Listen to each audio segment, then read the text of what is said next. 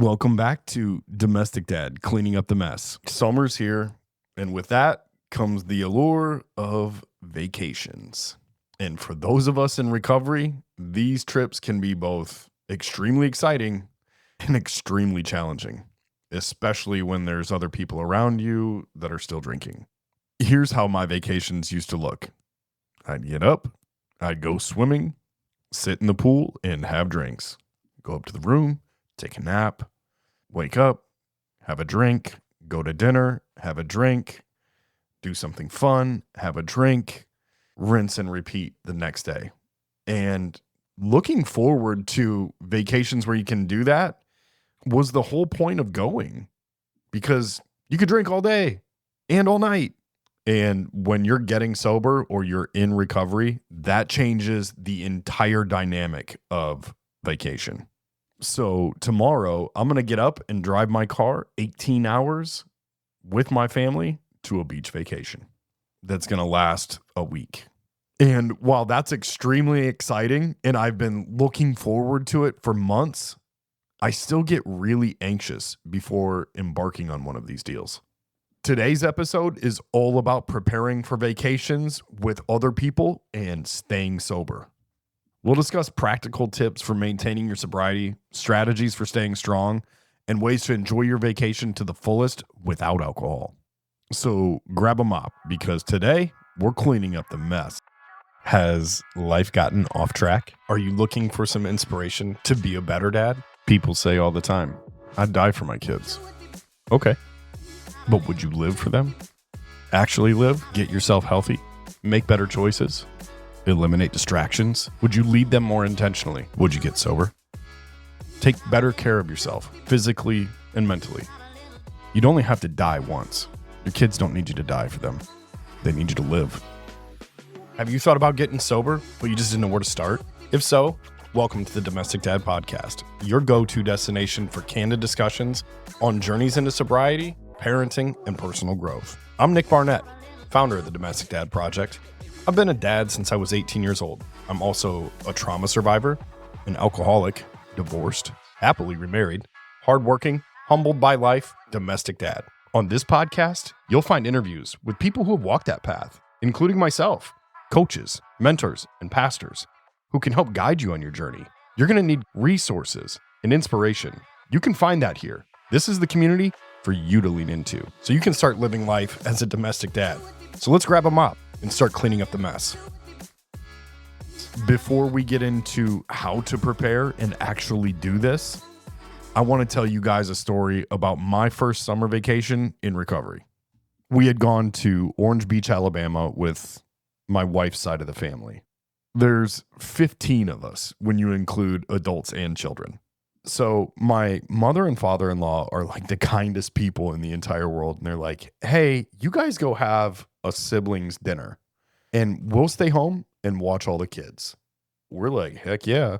So we go out and dinner takes forever, but it's just a gorgeous night. Everything's going really well. And at the end of the night, my brother-in-law is like, hey, let's do something for our mother and father-in-law. I'm like, let's grab them dessert. We pick up a couple of desserts and we pack them up in to-go bags and we walk by the bar on the way out of the restaurant. I don't know what came over me, but I say, we should probably grab them a Long Island too. They really like a Long Island. He shoots me a look like, you sure you can handle that? And I responded by nodding back like, dude, I got this. So we walk up to the bar and bartender comes over, gets a drink, makes it to go for us. And we're walking back to the condo. And just to set the stage here, it's a hot night on the beach. We're on like the sidewalk that runs from the restaurant to the condo. And I look down and in my hand is this extra big on ice, perfectly mixed Long Island iced tea. I could literally taste it in my mouth just looking at it. And I loved a Long Island iced tea. And I look over at my sister-in-law who's walking next to me and we're just having a nice casual conversation. And I'm noticing that I've got this in my hand and something came over me. I just really wanted to drink it. And I think she saw it in my eyes too. And I just looked at her and I was like, hey, can you hang on to this for me? So she takes the drink and I was like, man, I was just feeling a little triggered right there. Remember, this is just 2 months into sobriety.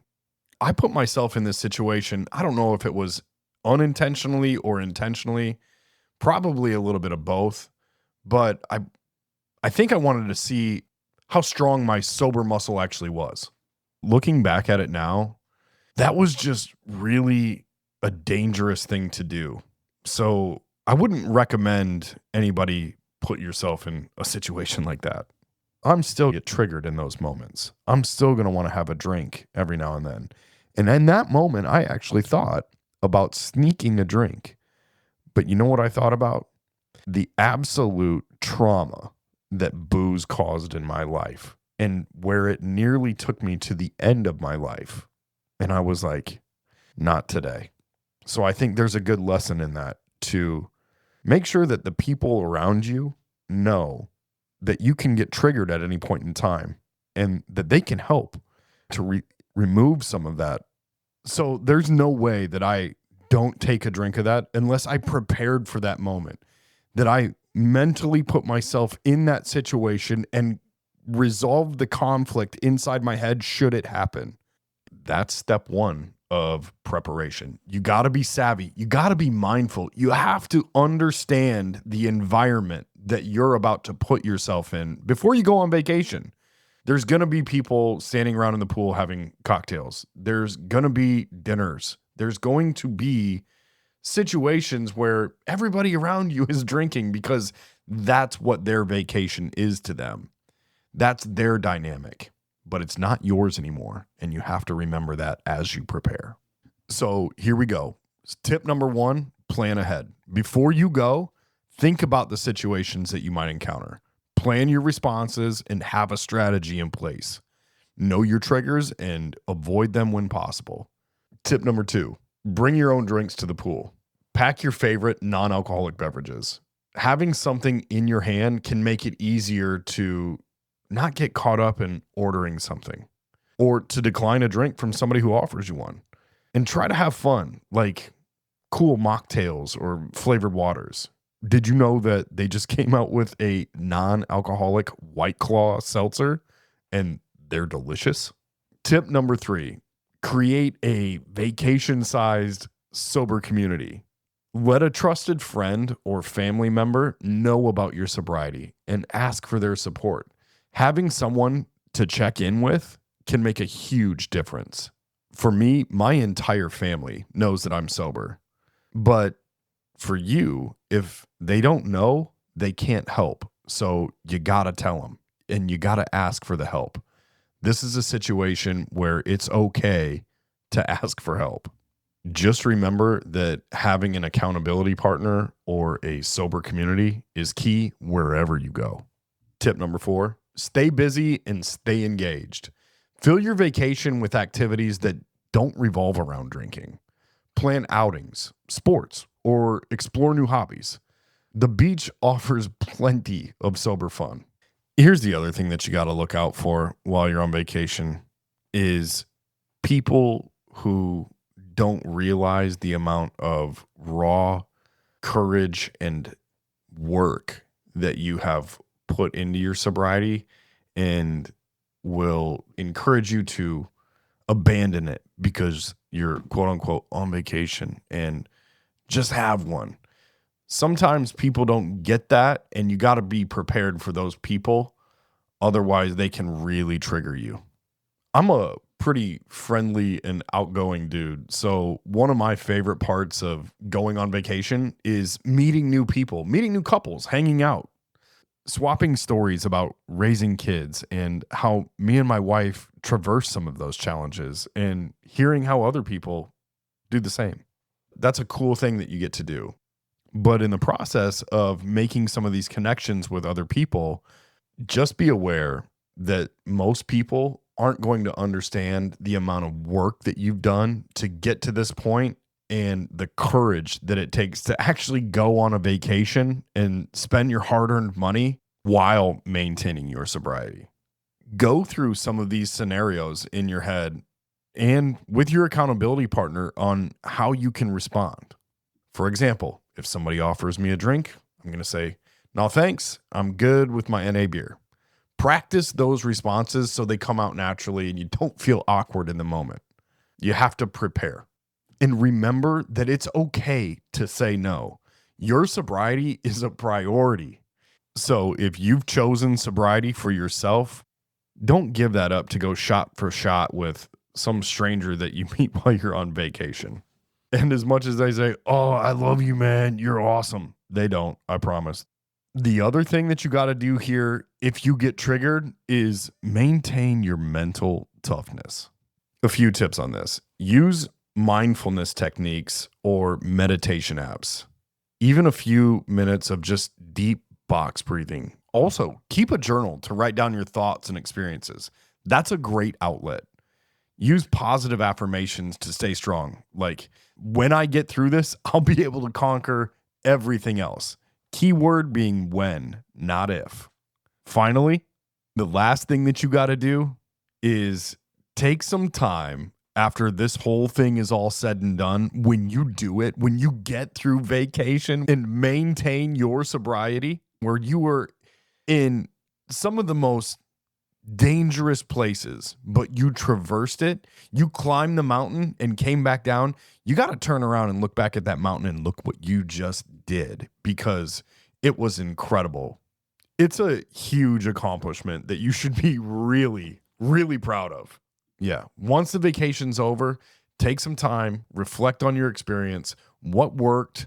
What challenges did you face? How did you overcome them? What would you change for the next time? How would you prepare better? You just got to take some time and reflect. Give yourself a pat on the back because you did it. The other thing that I want you guys to do is share your stories with me. Share the successes. I'd love to hear how you stayed sober on your summer vacation.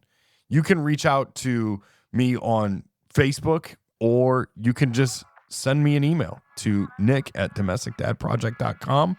But I want to hear how you guys did this summer during your vacation while staying sober.